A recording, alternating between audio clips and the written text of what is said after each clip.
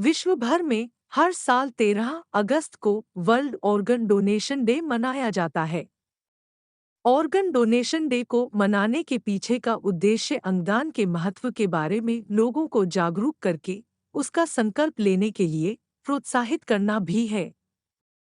National health portal के मुताबिक भारत में हर साल 5 लाख लोगों की मौत समय पर ऑर्गन नहीं मिलने की वजह से होती है, जबकि कहा जाता है कि एक इंसान अपने ऑर्गन डोनेट कर 8 लोगों को नया जीवन दे सकता है। एक अध्ययन के अनुसार तकरीबन 2 लाख मरीजों को किडनी की जरूरत है, लेकिन इस संख्या के मुकाबले केवल 1684 किडनी ही प्रत्यारोपण के लिए उपलब्ध हैं। हमें ज्यादा से ज्यादा अंगदान को प्रोत्साहित करना चाहिए। यह एक भ्रम है कि एक किडनी दान करने के बाद आप स्वस्थ जीवन नहीं जी सकते। स्वस्थ जीवन शैली के साथ एक किडनी पर सामान्य जीवन बिताया जा सकता है। आइए इन्हीं सब विषय पर चर्चा करते हैं। मोहन फाउंडेशन के नागपुर रीजन के हेड डॉक्टर रवि वानखेड़े से विशेष चर्चा में। अवयव है हमारे शरीर में जो जो हम दान कर सकते हैं।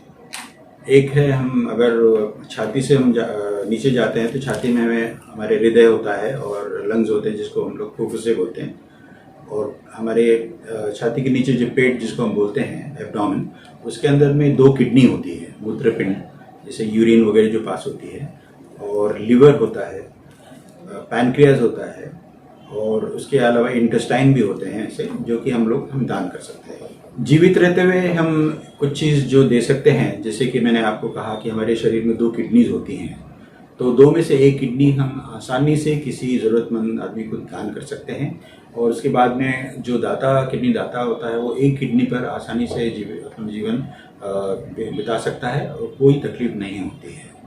वैसे ही लिवर, चाहे हमारे शरीर में एक ही होता है, लेकिन लिवर अच्छा खासा बड़ा इतना होता है, और लिवर के 2 भाग होते हैं, एक राइट लोब बड़ा होता है और एक छोटा लेफ्ट लोब होता है। तो राइट लोब का जनरली मैंने जो देखा है कि राइट लोब का कुछ आधा हिस्सा तक डॉक्टर लोग निकाल कर जिस ज़रूरतमंद को दे सकते हैं, और इसकी खासियत ये है कि जो जिन्होंने लिवर डोनेट किया है, 4-5 महीने के अंदर उनका लिवर फिर से बढ़ के उतना ही अपने आप पे आ जाता है। तो वैसे ही जो लिवर दान किया है जो पेशेंट केस में, वो भी बढ़कर वो नॉर्मल साइज में आ जाता है। तो ये हो गया है जीवित रहते हुए, जैसे मैंने कहा कि किडनी और जो लिवर है ये हम जीवित रहते कर सकते हैं। कुछ अंग ऐसे होते हैं जो कि हम लोग मरणोपरांति कर सकते हैं, लेकिन मरण हमारे लिए, डॉक्टर लोगों के लिए 2 प्रकार के मरण होते हैं। एक मरण जिसको हम मृत्यु बोलते हैं। तो मृत्यु का मतलब क्या होता है कि हमारी सांस लेने की प्रक्रिया और हृदय गति बंद हो जाना, जिसको हम लोग डॉक्टर लोग कार्डियो रेस्पिरेटरी अरेस्ट बोलते हैं। कार्डियो यानी हृदय, रेस्पिरेटरी यानी सांस, अरेस्ट यानी बंद हो जाना। तो अगर मेरी सांस लेने की प्रक्रिया और हृदय गति बंद हो जाए तो इसका मतलब है कि मेरी जो दोनों भी जो है वो बंद हो गए हैं, और मिनटों के अंदर में पूरे शरीर की मृत्यु हो जाती है। वो क्यों हो जाती है कि हृदय और सांस बंद होने से हमारे शरीर को जो रक्त द्वारा जो ऑक्सीजन मिलता है पूरे शरीर को, वो बंद हो जाता है, और जब ऑक्सीजन पूरे शरीर को मिलना बंद हो जाता है तो हमारी पूरे शरीर को वो खराब कर देती है, वो कोई काम की नहीं रहती है। लेकिन ऐसे लोग जो है वो जिनकी मृत्यु हो गई है, पहले हृदय गति बंद हो गई है, और इन लोग को वो तो दे नहीं सकते हैं, लेकिन एक दूसरी मृत्यु होती है जिसको जैसे मैंने कहा कि कार्डियो रेस्पिरेटरी अरेस्ट। लेकिन सबसे महत्वपूर्ण आज के विषय में जो है, जिसको हम लोग ब्रेन डेथ कहते हैं, जो कि बहुत लोगों को इसके बारे में आज जानकारी शायद नहीं होगी कि ब्रेन डेथ क्या होता है। ब्रेन मस्तिष्क होता है और डेथ हो गया है। उसका कारण ये होता है कि हमारे जो ब्रेन जो है वो इतना कॉम्प्लेक्स ऑर्गन है, हर चीज़ की प्रक्रिया ब्रेन कंट्रोल करती है। जैसे हम सांस ले रहे हैं, मेरा हृदय शुरू है, मैं क्या सोच रहा हूँ, जो भी मैं बोल रहा हूँ, ये सब चीज़ ब्रेन में ही उसके सेंटर्स होते हैं। वैसे ही सांस लेने की भी और हृदय गति का भी एक सेंटर जिसको बोलते हैं, हमारे ब्रेन के पीछे जो ये भाग है और जो पीछे हमारी जो स्पाइनल कॉर्ड होता है, दोनों के बीच में जो एक एरिया जिसको हम लोग ब्रेन, जैसे ये ब्रेन है और ये रीढ़ की हड्डी के स्पाइनल कॉर्ड है, दोनों के बीच में जो एरिया है उसको हम ब्रेन स्टेम बोलते हैं। वो ब्रेन स्टेम के अंदर में सांस लेने की प्रक्रिया और हृदय की प्रक्रिया उस जगह होती है। जब तक वो काम कर रहा है तब तक वो आदमी सांस ले रहा है। अगर वो डैमेज हो जाए एक्सीडेंट द्वारा या ब्लीडिंग के द्वारा वगैरह, और वो डैमेज हो जाए, तो ये आदमी कभी भी फिर से सांस नहीं ले पाएगा, इसका मतलब उसकी मृत्यु हो चुकी है। लेकिन अंगदान कब होता है? आपने देखा होगा, पेपर में आता है, रिपोर्ट होता है कि भाई उन्होंने ब्रेन डेथ होगी और उन्होंने 4 लोगों की जान बचाई है और ये किया वो किया। उसके कारण क्या होता है, जो समझने वाली बात है, ज़्यादा करके ये केसेस एक्सीडेंट्स के होते हैं। और आपको सुन के हैरानी भी होगी, ताजुब होगा, और ताजुब होना भी नहीं चाहिए कि सबसे ज़्यादा पूरी दुनिया में एक्सीडेंट्स हमारे भारत में होते हैं। और इसमें ताजुब इसलिए नहीं हो रहा है, हम देखते हैं रोड ट्रैफिक, 90% लोग रोड ट्रैफिक पालन नहीं करते हैं, पढ़े लिखे लोग भी नहीं करते हैं। ये बहुत खराब बात है, ये गलत बात है। ये क्यों नहीं करते मुझे भी समझ नहीं आता है। लेकिन अगर हम इसको थोड़ा सा इसको ही नियंत्रण कर ले तो हम लोग आधे पेशेंट हम लोग बचा सकते हैं। लेफ्ट साइड से चीज़ें, स्पीड कंट्रोल रखिए, ट्रैफिक लाइट है, रेड लाइट है या नहीं जाइए, फिर भी आप देखते हैं हम करते क्रॉस करते हैं। तो ये इसके कारण सबसे ज़्यादा एक्सीडेंट होता है। एक्सीडेंट हुआ, हेड इंजरी हो गई है, उस वक्त वो आदमी जिंदा है क्योंकि वो हिल रहा है, रो रहा है या सांस ले रहा है, तो कुछ लोग उठा के उनको हॉस्पिटल भर्ती करते हैं। हॉस्पिटल में ले जाने के बाद में जब वो डॉक्टर देखते हैं कि इनकी ये सर में चोट लगी है, ब्लीडिंग हो गई है, तो पहले तो इनको वेंटिलेटर में लगा देते हैं। वेंटिलेटर का मतलब ये होता है कि बाहर से सपोर्ट करके, सपोर्ट देने के बाद में उसकी सांस प्रक्रिया को सपोर्ट करेगा और हृदय के चलने को वो सपोर्ट करेगा, कार्डियो यानी cardiac as well as respiration को सपोर्ट करेगा। क्यों सपोर्ट करेगा? जब तक उसको वो ट्रीटमेंट देंगे, जो भी इंजरी हो गई है, जो भी उसको तकलीफ है, उसको ट्रीट करेंगे और सपोर्ट करके रखा है। भगवान की दया से अगर सब ठीक ठाक हो गया है, वेंटिलेटर 2-3 दिन के बाद में आप बंद कर सकते हैं। लेकिन उस दरम्यान अगर डॉक्टरों को पता चलता है कि इनका ब्रेन की डेथ हो गई है, यानी इनकी क्षमता सांस लेने की बंद हो चुकी है और हृदय का भी क्षमता जो चलने की वो बंद हो गई है, तो इसका मतलब ये आदमी ये कभी भी फिर से जीवित नहीं हो सकता है। लेकिन क्योंकि पहले से वेंटिलेटर लगा हुआ है तो ये आदमी सांस ले रहा है और हृदय चालू है। मृत्यु हो गई है, ये बहुत समझने वाली बात है, मृत्यु हो गई है। क्योंकि जब हम लोग पेशेंट से बात करते हैं या वो खिड़की से देखते हैं, उनको लगता है कि भाई वो हार्ट, वो कार्डियक वो दिख रहा है मॉनिटर पे, तो उनको लगता है हमारा आदमी जिंदा है। लेकिन नहीं, वो वेंटिलेटर के कारण है। फिर डॉक्टर कहते हैं भाई इनकी वेंटिलेटर ये बंद हो चुकी है, तो नॉर्मल सर्कमस्टांसेस में क्या है, ठीक है डेथ हो गई है, वेंटिलेटर बंद कर दो, आप अपनी बॉडी ले जाए। लेकिन अगर इसके ऑर्गन्स कार्यरत हैं, अच्छे हैं, यंग आदमी हैं, ज़्यादा करके एक्सीडेंट के बच्चे छोटे ही होते हैं ना, तो उनके बहुत सारे ऑर्गन सब कार्यरत हैं।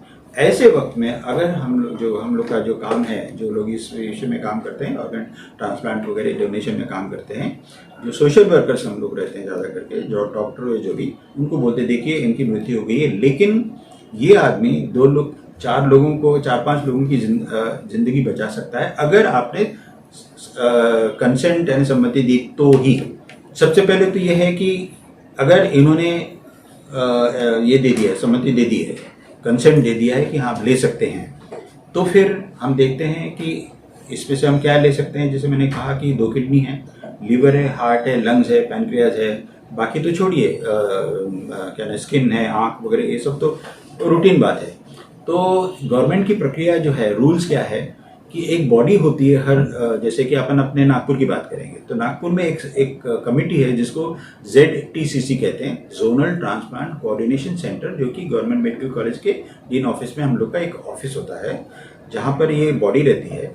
और वहाँ एक रजिस्टर होता है, वो रजिस्टर में किन किन लोगों को क्या क्या ज़रूरत है उसकी एक लिस्ट रहती है। ओके, तो फिर जिनका नाम पहले से रजिस्टर किया हुआ है, तो वो ब्लड ग्रुप का, क्योंकि जो भी ट्रांसप्लांट होता है ब्लड ग्रुप के अनुसार, जैसे ब्लड ट्रांसफ्यूजन क्या जो देते हैं तो वही ब्लड ग्रुप का ब्लड देते हैं, वैसे ऑर्गन में भी ब्लड ग्रुप का भी मैच ज़रूरी होता है। तो सपोज ओ ग्रुप का एक आदमी है जो ब्रेन डेथ है और उनको उसके पास में किडनी है, लिवर है, तो ओ ग्रुप के किसको किडनी की जरूरत है लिस्ट में, ओ ग्रुप के किसके हृदय की जरूरत है, उसके सबसे ऊपर नाम है, वो लिस्ट को हम लोग तैयार रखते हैं। अच्छा, वो कौन से हॉस्पिटल में वो भर्ती है या उसने जो हॉस्पिटल में रजिस्टर किया है, क्योंकि जैसे नागपुर में 7-8 हॉस्पिटल में ट्रांसप्लांट होता है, तो वो क्या उनका नाम वो एक हॉस्पिटल में है, लेकिन सब लोग का नाम हम लोग के जेडटीसीसी में है। फिर हम लोग एलोकेट करते हैं कि भाई ठीक है, एक ये जो पेशेंट है जो कि ये हॉस्पिटल में एडमिट है, उनको हम एलोकेट कर रहे हैं, तो आप तैयारी कीजिए उनसे कांटेक्ट करने की, क्योंकि वो तो घर में रहते हैं सब लोग, वो है कि नहीं है, कि बाहर गए हैं, क्या है, वो लेने की कंडीशन में है नहीं है। तो अगर वो आने को तैयार हो जाता है तो हम लोग उनको एलोकेट कर देते हैं। अगर वो तैयार नहीं है तो दूसरा नंबर किसका है उसको एलोकेट करते हैं। तो एलोकेशन जो गवर्नमेंट की बॉडी है, इसका मेन काम ये होता है कि जो भी बॉडी या जो भी पेशेंट के ऑर्गन्स हैं ग्रुप वाइज उसको एलोकेट करें, प्रॉपर उनको ही दें और जंप नहीं कर सकते हैं, ये गवर्नमेंट के रूल्स है। जैसे मैंने कहा कि एक तो ऑर्गन्स अवेलेबल है, जब जेडटीसीसी को पता चलता है कि एक हॉस्पिटल में एक पेशेंट है जिसकी कि सब ऑर्गन्स अवेलेबल है, तो जैसे लिस्ट के अनुसार, रजिस्ट्री के अनुसार किसको किसको देना है जेडटीसीसी ने बताया, और फिर वो हॉस्पिटल को हम लोग कहते हैं कि आप जो हॉस्पिटल में पेशेंट है, क्योंकि पेशेंट एक दूसरे हॉस्पिटल में भी रह सकता है, नॉन ट्रांसप्लांट हॉस्पिटल में भी रह सकता है।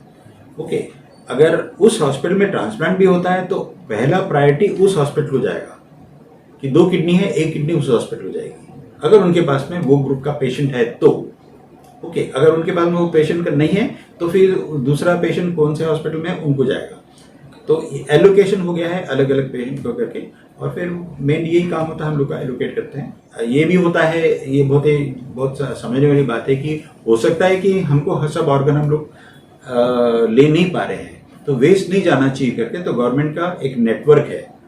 नेटवर्क का मतलब यह है कि जैसे महाराष्ट्र 4 जोन में डिवाइडेड है, जैसे नागपुर हो गया है, पूना, मुंबई और औरंगाबाद, जो कि जेडटीसीसी जो नागपुर में वैसे सब जगह जेडटीसीसी है, और उसको वो एक बॉडी होता है जिसको हम लोग सोटो बोलते हैं, state organ tissue transplant organisation, वो उसका हेड है। जैसे नागपुर में जेडटीसीसी है वो नागपुर को दिख रही है, लेकिन स्टेट होता है तो स्टेट में तो सभी चारों आ गए हैं, तो वो देखते हैं कि अच्छा, हम उनको बताते हैं कि भैया ये ग्रुप का हार्ट अवेलेबल है, क्योंकि हार्ट सर्जरी सभी सब जगह नहीं होती है।